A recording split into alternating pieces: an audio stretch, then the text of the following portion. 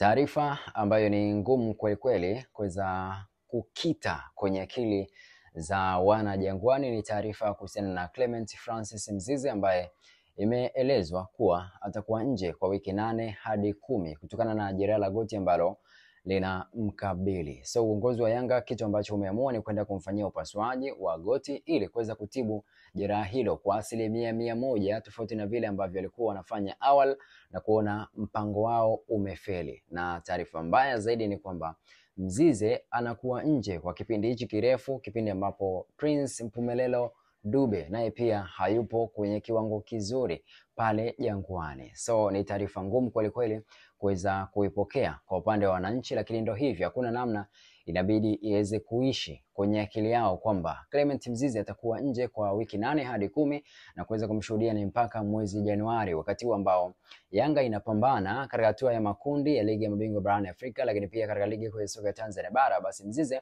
atakuwa akiwatazama akiwa kitandani ama atakuwa anatazama kwenye luninga na kuona ni kitu gani ambacho kinaendelea kwa upande wa wachezaji wenzake. Dua zizidi kwa Prince Mpumelelo Dube ili gari liwake mapema na kuweza kuisaidia timu katika kipindi hichi kigumu ambapo wana struggle kuweza kupata matokeo pamoja na kucheza vizuri.